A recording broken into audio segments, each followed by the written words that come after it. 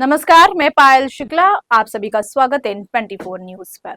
Operation सिंदूर के बाद शुरू हुआ भारत और पाकिस्तान के बीच शुक्रवार और शनिवार के दरमियान रात में तनाव अपने चरम पर पहुंच गया है। आलम यह है कि दोनों देश जंग के मुहाने पर खड़े हो गए हैं और सेनाएं लामबंद है। आपको बता दें कि शुक्रवार की शाम पाकिस्तान ने भारत में 26 जगहों पर हमले की कोशिश की। इसके जवाब में भारत ने पाकिस्तान के एयरबेसों को निशाना बनाया और इसके बाद पाकिस्तान ने अपना एयर स्पेस बंद कर दिया।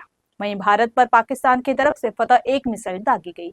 वहीं शुक्रवार रात को पाकिस्तान द्वारा किए गए ड्रोन और मिसाइल हमलों का भारत की तरफ से जवाब दिया गया है।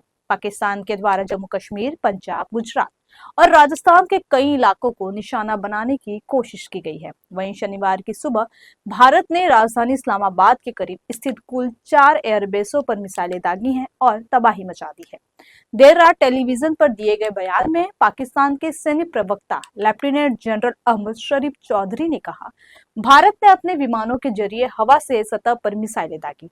भारत पाकिस्तान के बीच मची तनातनी के बीच इंडियन आर्मी ने सोशल मीडिया पोस्ट में ताजा अपडेट दिया है। भारतीय सेना ने कहा कि पाकिस्तान द्वारा ड्रोन हमलों और अन्य हथियारों के साथ हमारी पश्चिमी सीमाओं पर लगातार हमले जारी है। ऐसी ही एक घटना में आज सुबह करीब 5 बजे अमृतसर के खासा कैंट के ऊपर कई दुश्मन के हथियार बंद ड्रोन उड़ते देखे गए। हमारी एयर डिफेंस यूनिट द्वारा दुश्मन के ड्रोन को तुरंत ही नष्ट कर दिया गया।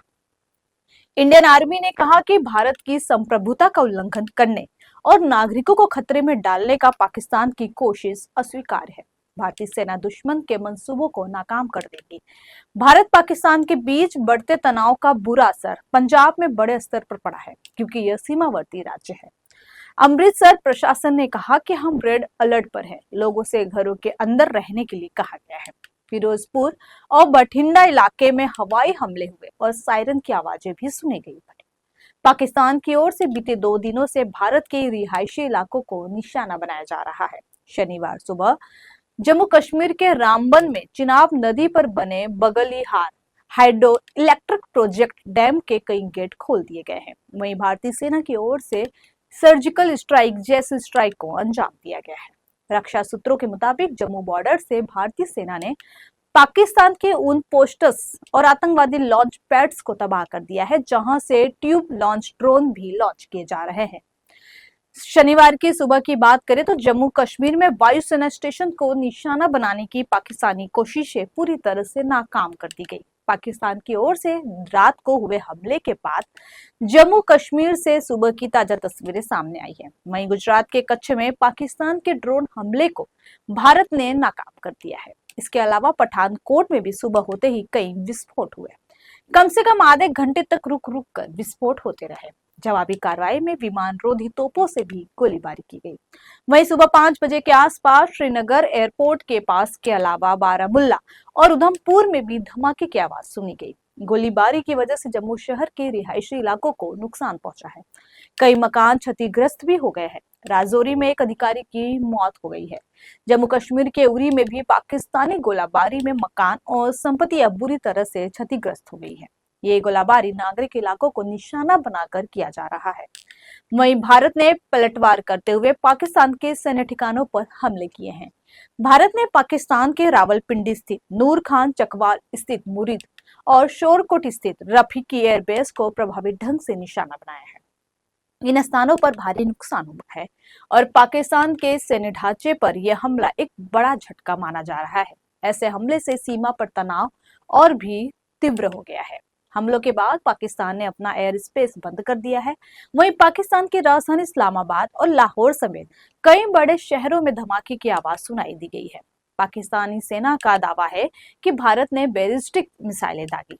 इस घटना से दोनों देशों के बीच विवाद और बढ़ गया है।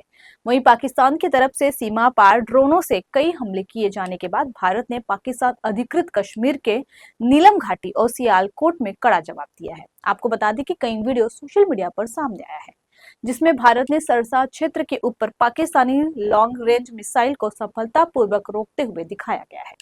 सरसा के जिला सूचना अधिकारी ने नागरिकों को घर के अंदर रहने की सलाह दी है। आपको बता दें कि S-400, L-70, ZU-23 और शक्ल का जैसे आधुनिक वायु रक्षा उपकरण लगातार सीमा पर भारत की हवाई सुरक्षा को मजबूत बनाए हुए हैं। इन सिस्टम ने पाकिस्तान की ड्रोन हमलों और अन्य कारगर हथियारों को भारतीय क्षेत्र में घुसपैठ करने से रोक रखा है।